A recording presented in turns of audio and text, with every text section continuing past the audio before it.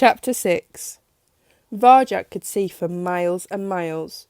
There were no walls or trees to block his view anymore. Just open space, rippling out ahead of him, beneath him and above him.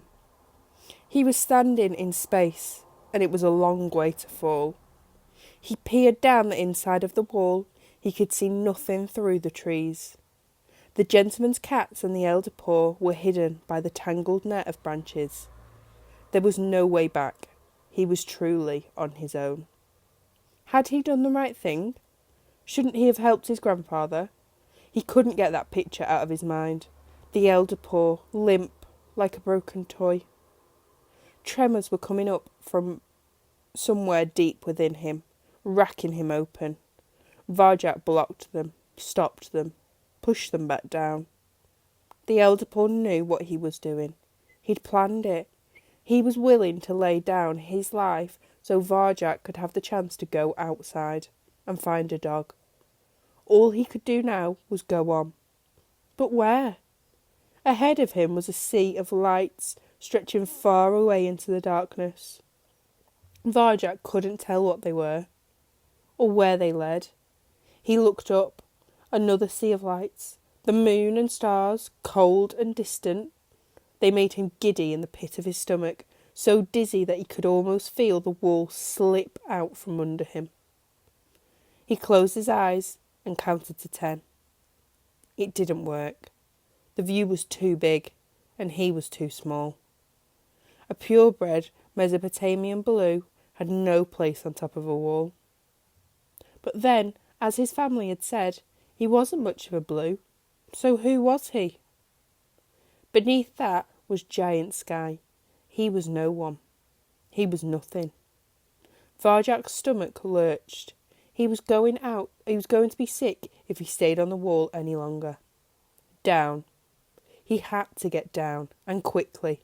The black cats would be looking for him. But how? He couldn't climb down the wall. It was sheer. He'd overbalance and crash if he tried. There was a tree outside the wall.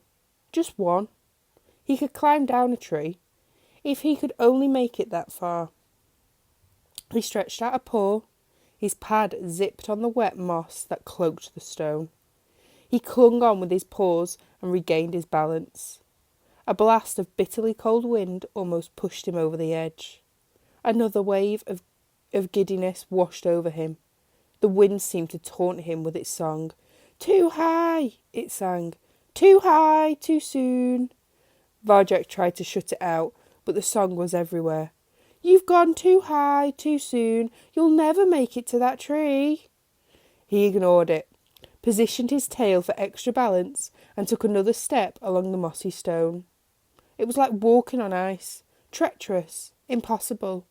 In his mind he saw himself slip, slide, skid off that wall, smashed to pieces on the ground below. He shuddered, thinking of something else. He told himself, think of the way. What was it?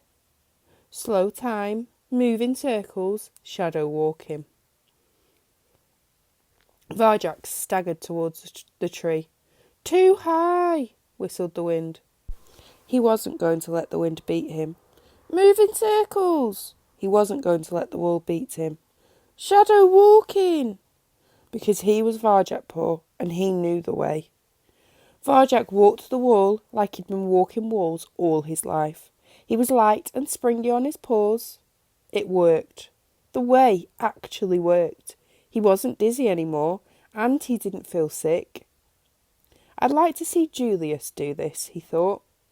Now he had to step onto the tree, and he could climb down easily.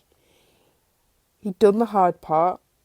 Varjak grinned and pounced onto the nearest branch. Crack! Falling. Didn't test it. How stupid. The wind whipped into his face as he fell towards the ground. He closed his eyes. And everything went black.